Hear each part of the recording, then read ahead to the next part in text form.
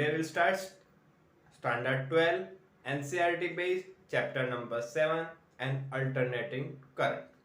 Okay, and in this chapter today we discuss about the and today's topic is the AC voltage applied to an inductor. And in last lecture we discuss about the AC voltage applied to only resistor. only resistor means कि circuit diagram में सिर्फ register था, उस पर हमने AC voltage supply source apply किया था. ठीक है. और in this lecture we discuss about the AC voltage applied to a circuit diagram in which only inductor. Circuit diagram में सिर्फ क्या होगा, ओनली इंडक्टर होंगे. और लास्ट लेक्चर हमने ऑलरेडी डिस्कस किया क्या करेंगे, टोटल कितने पॉइंट्स होंगे, 7 पॉइंट्स होंगे. और 7 पॉइंट्स होंगे इसमें भी, सब में 7 पॉइंट्स होंगे. ठीक है. तो first we note down the topic. AC voltage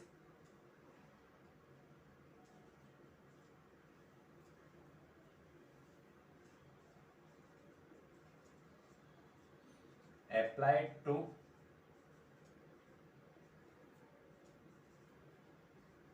an only inductor. And what is the inductor? An inductor is also discussed in the chapter number 6, one type of a solenoid.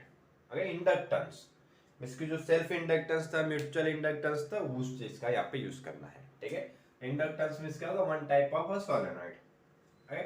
तो first point क्या आएगा इसके अंदर, अगर first topic की बात करें तो फर्स्ट आएगा हमारा circuit diagram. First point is circuit diagram. तो इन सर्किट डायग्राम में जैसे रेजिस्टेंस था, रेजिस्टेंस की जगह क्या कर दो, इंडक्टेंस बना दो. Suppose an inductance is L and applied to AC source. और यहाँ पे एक बैटरी लगा देते हैं. और बैटरी में हम देखो पॉजिटिव नेगेटिव नहीं करेंगे क्योंकि AC सोर्स के लिए कर रहे, AC वोल्टेज के लिए. ठीक है. और यहाँ पे हमें करंट शो करेंगे नहीं. और वोल्टेज क्या हो जाएगा, V is equal to V0 sine omega T. ठीक है. और यहाँ से हम क्या करेंगे, हम करंट की डायरेक्शन शो करेंगे नहीं, क्योंकि करंट की डायरेक्शन क्या होगी, हर सेकंड क्या होती आएगी, चेंज होती आएगी. वन टाइम इधर होगी, सेकंड टाइम इधर होगी. ठीक है. और 50 हर्ट्ज का मीनिंग क्या हो जाएगा कि एक सेकंड में 50 टाइम्स वो पॉजिटिव होगी और 50 टाइम्स नेगेटिव होगी. मींस 50 टाइम्स वो राइट साइड जाएगी और 50 टाइम्स वो लेफ्ट साइड मूव करेगी. ठीक है. इसके लिए मैं करंट की डायरेक्शन यहाँ पे शो कर सकते हैं नहीं. ठीक है. और अगर सेकंड पॉइंट की बात करें, सेकंड पॉइंट हो जाएगा हमारा वोल्टेज के लिए. ठीक है. वोल्टेज के लिए फॉर्मूला क्या होगा, V is equal to V0 sine omega T. और थर्ड पॉइंट के लिए हमारा रहेगा करंट. हमें क्या करना है, करंट के लिए फॉर्मूला डिराइव करना है. ठीक है. इंडक्टर के लिए. तो इंडक्टर के लिए अगर हम बात करें तो फॉर्मूला हमने ये डिराइव किया हुआ है, V is equal to L di by dt. देखो यहाँ पे हम सर फॉर्मूला ये भी तो यूज कर सकते हैं, V is equal to IR. देखो वो IR कब होगा, R में रेजिस्टेंस के लिए, बट सर्किट में यहाँ पे कहीं पे भी कोई रेजिस्टेंस नहीं है, इसके लिए हम Ohm's law V is equal to IR का यूज नहीं कर सकते इंडक्टेंस के लिए. और ये चैप्टर में हमने इंडक्टेंस, जब सेल्फ इंडक्टेंस, म्यूचुअल इंडक्टेंस, उसके अंदर ये फॉर्मूला हमने डिराइव किया हुआ है. ठीक है. तो वहां से हमने इसको पिक किया हुआ है. और उसके लिए यहाँ से हमें क्या करना है, I की वैल्यू निकालनी है.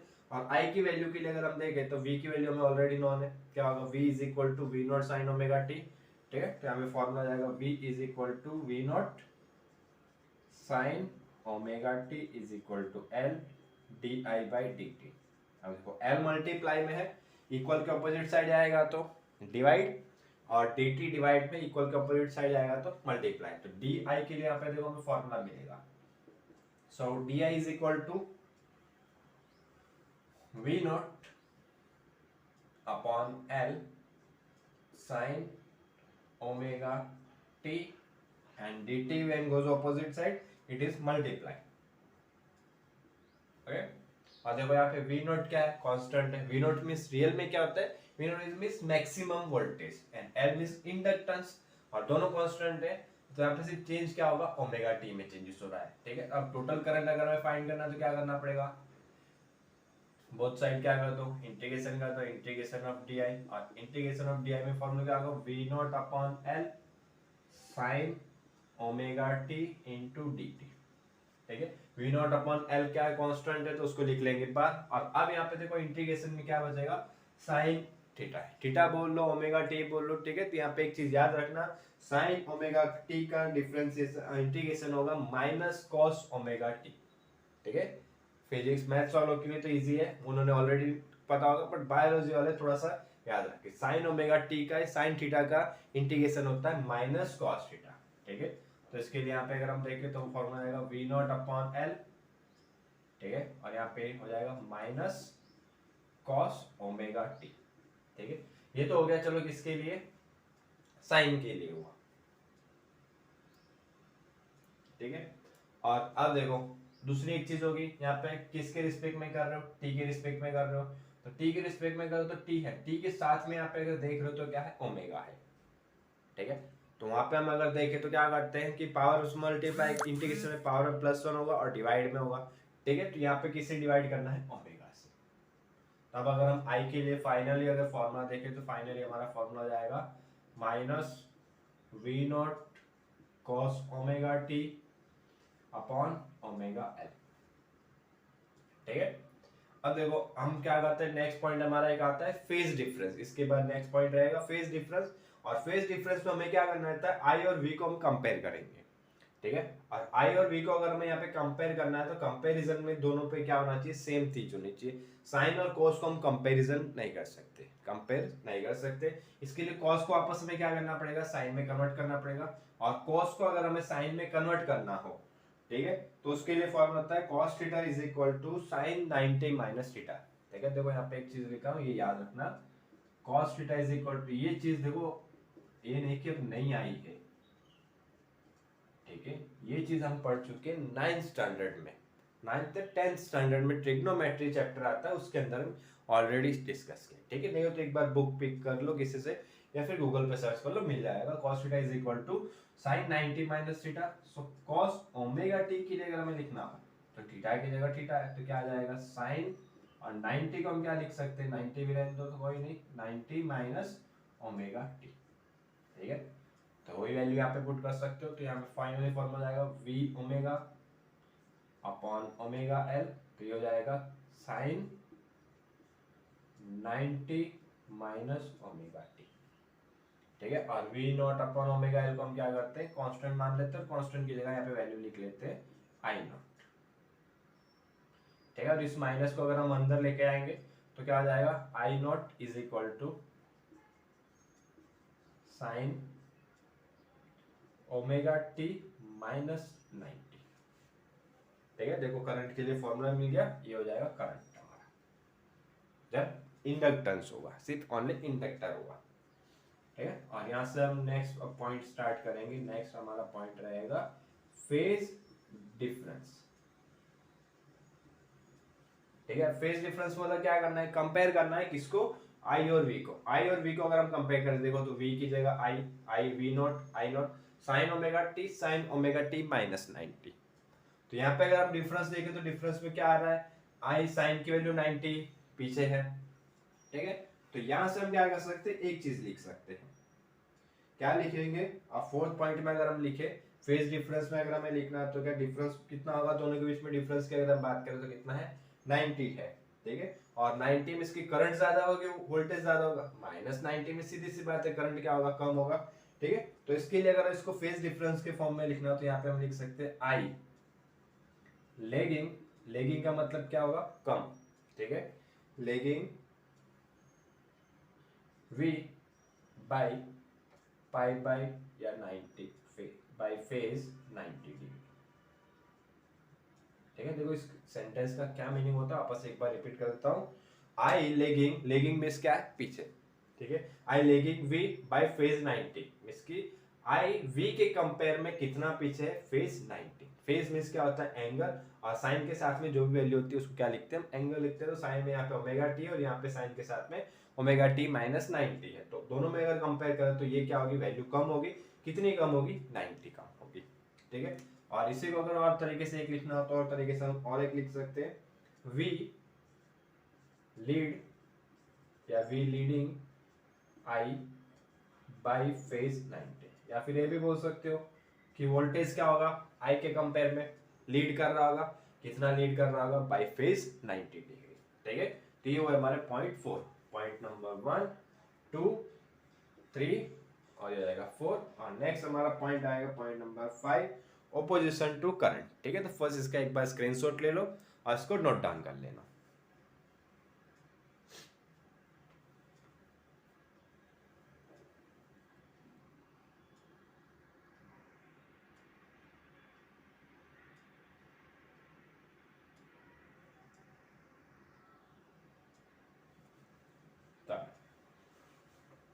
इसको रफ कर रहा हूं।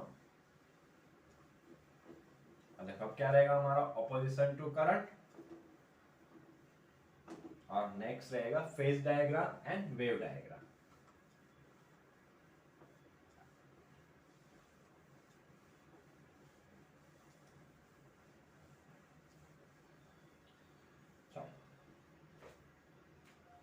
नेक्स्ट रहेगा हमारा पॉइंट नंबर 5, ऑपोजिशन टू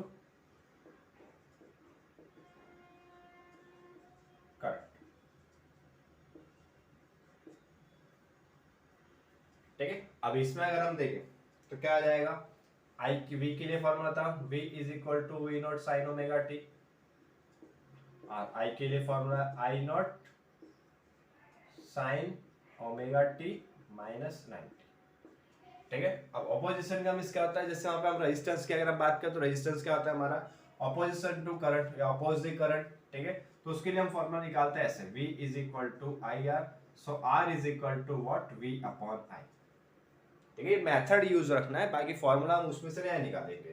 ठीक है, तो फॉर्मूला क्या आ जाएगा, v is equal to I R, so r is equal to what v upon I. और इसके लिए यहाँ पे हमने देखो एक i के लिए फॉर्मूला लिखा था, उसमें i की प्लेस कहाँ पे थी, आई नॉट यहाँ पे हमने पुट किया था v not upon omega L. ठीक है, देखो दोनों को कंपेयर अगर ओमेगा एल को ऊपर लेके आया तो ओमेगा एल के लिए हमें फॉर्मूला हो जाएगा v not upon I not. अब देखो इन दोनों इक्वेशन को हम कंपेयर कर सकते हैं। रेजिस्टेंस की जगह यहाँ पे क्या आ गया ओमेगा एल, v की जगह v नॉट, i की जगह आई नॉट। ठीक है, तो यहाँ पे रेजिस्टेंस क्या काम करता है, रेजिस्टेंस काम करता है ये कि जो भी करंट फ्लो हो रहा होगा उसको क्या कर रहा होगा, अपोज कर रहा होगा। तो यहाँ पे ये इंडक्टेंस में ये ओमेगा एल भी, इंडक्टेंस भी क्या कर रहा होगा, जो करंट प्रोड्यूस हो रहा होगा उस करंट को क्या करेगा, अपोज करेगा। ठीक है, तो ये क्या हो जाएगा, opposition to current in inductor omega L. और इसी को हम ओमेगा एल नहीं लिखेंगे, इसकी जगह पे हम एक वर्ड और यूज लिख सकते हैं, इसकी जगह पे हम लिखेंगे एक्स एल। ठीक है, और इसका नाम क्या हो जाएगा, इंडक्टिव रिएक्टेंस। ये नाम याद रखना, इंडक्टिव रिएक्टेंस। ठीक है, क्या हो जाएगा, इंडक्टिव रिएक्टेंस। जैसे वहां पे रेजिस्टेंस होता था, रेजिस्टेंस की जगह यहाँ पे क्या हो जाएगा, यहाँ पे करंट को कौन अपोज कर रहा होगा, इंडक्टिव रिएक्टेंस, और उसके लिए फॉर्मूला हो जाएगा XL is equal to omega L is equal to V naught upon I naught. ठीक है, और इसके बाद अगर हम नेक्स्ट बात करें तो नेक्स्ट पॉइंट हो जाएगा हमारा फेज डायग्राम। ठीक है, फेज डायग्राम में यही से हम कंपेयर कर सकते हैं। ठीक है, जैसे यहाँ पर अगर ड्रॉ करें, ये हो जाएगा हमारा टी या फिर पैरेलल। ठीक है, अब देखो फेज के लिए अगर हम बात करें तो कैसे ड्रॉ कर सकते हैं, यहाँ से हम इसको सेंटर रेफरेंस कंसीडर कर लेते हैं। फर्स्ट अगर हम क्या करेंगे, यहाँ पे एक वेक्टर ड्रॉ करेंगे वी नॉट, और कल भी मैंने बताया था कि वी नॉट और आई नॉट क्या होते हैं, इक्वल होते हैं नहीं, उसकी लेंथ क्या होगी, आई वी के कंपेयर में थोड़ी कम रखेंगे। ठीक है, यहाँ पे भी देख सकते हो I naught is equal to V naught upon omega L. वो वी को क्या करोगे, ओमेगा एल से डिवाइड करोगे, मींस डिवाइड करो तो कुछ ना कुछ वैल्यू क्या होगी, कम होगी, तब जाके क्या होगा, आई नॉट मिलेगा। तो वी नॉट और आई नॉट इक्वल होंगे नहीं। ठीक है, आई नॉट की वैल्यू वी नॉट के कंपेयर में क्या होगी, थोड़ी बहुत कम रहेगी। ठीक है, और देखो वहां पे तो हमने क्या किया था, रेजिस्टेंस में हमने दोनों को एक ही जगह पे ड्रॉ किया था। ठीक है, बट यहाँ पे हम दोनों को सेम लाइन में ड्रॉ नहीं कर सकते क्योंकि दोनों के बीच में फेज डिफरेंस है। वहां पे दोनों के बीच में फेज डिफरेंस नहीं था, इसके लिए यहाँ पे हमने दोनों को सेम, यहाँ पे कितना डिफरेंस है 90, और अब आगे ड्रॉ करना है, ऊपर ड्रॉ करना है कि नीचे ड्रॉ करना है, वो भी यहीं से पता चलेगा। देखो ओमेगा टी पे होगा, जैसे यहाँ से हम ड्रॉ कर देते हैं कि एंगल है कितना, ओमेगा टी। ठीक है, तो ओमेगा टी में से क्या करना पड़ेगा, -90, इसके परपेंडिकुलर होगा, लेकिन कहाँ पे होगा, पीछे। और ये पॉइंट हमने ऑलरेडी लिखा हुआ है, क्या लिखा था, the current I is lagging voltage by 90 degree या फेज बाय 90 डिग्री। ठीक है, तो यहाँ पे ड्रॉ करेंगे इसको, और ये कितना हो जाएगा हमारा 90 डिग्री। ठीक है,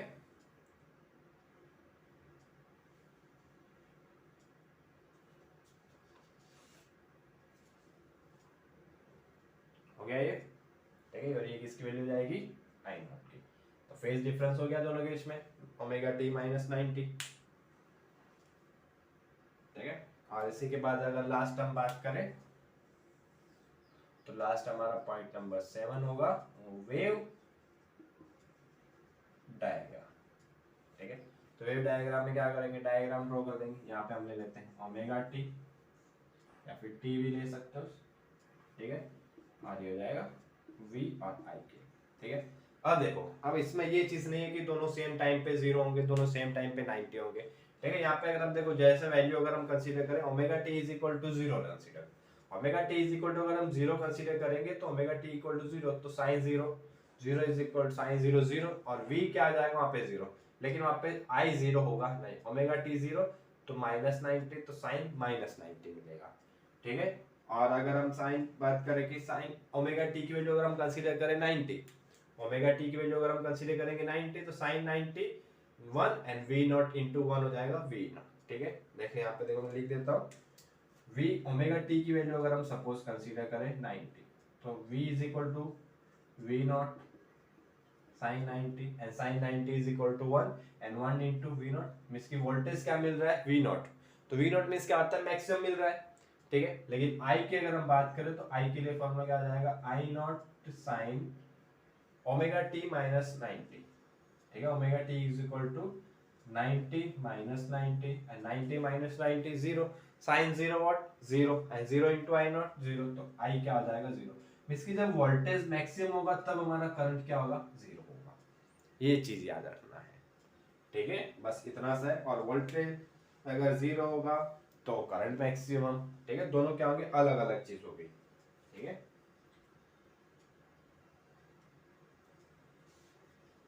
चलो हम फिर बनाते हैं। अब जैसे यहाँ से हम स्टार्ट करते हैं, वोल्टेज मैक्सिमम से स्टार्ट करते हैं 0 से उस। ठीक है, तो अगर 0 से स्टार्ट करें तो ये हो जाएगा, ठीक है, और ये किसके लिए ग्राफ हो जाएगा, v is equal to v naught sine omega T. ठीक है, अब देखो क्या बोला था कि जब I v 0 है तो v है 0 लेकिन करंट का है 90 डिग्री पीछे है। ठीक है, तो करंट कब होगा, जब 90 डिग्री मींस की जब वोल्टेज मैक्सिमम होगा तब के लिए, जब वोल्टेज क्या हो जाएगा मैक्सिमम होगा, तो वोल्टेज मैक्सिमम हो रहा है इस पॉइंट पे, तब करंट क्या होगा, फ्लो होना, प्रोड्यूस होना स्टार्ट होगा। ठीक है, इसका मीनिंग 90 डिग्री लेगिंग है, बिहाइंड है, उसका मीनिंग क्या होगा कि वोल्टेज इंक्रीज हो रहा है, तब तक करंट में कोई भी चेंजेस हुआ नहीं, तब तक करंट क्या है 0 है, और जब वोल्टेज मैक्सिमम हो गया तब करंट वहां पे क्या हो रहा है, स्टार्ट हो रहा है, करंट स्टार्ट होगा।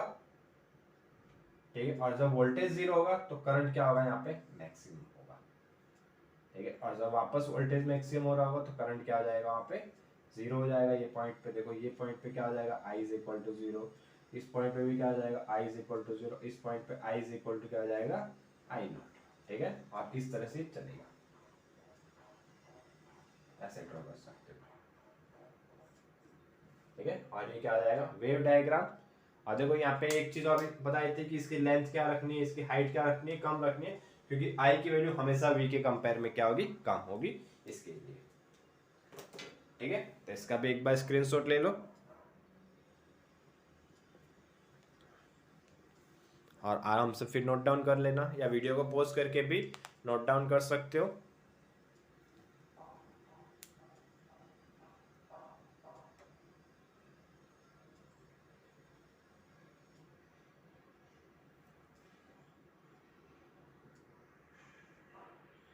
ओके, वीडियो देखने के लिए थैंक यू, और पसंद आया तो सब्सक्राइब ज़रूर करना।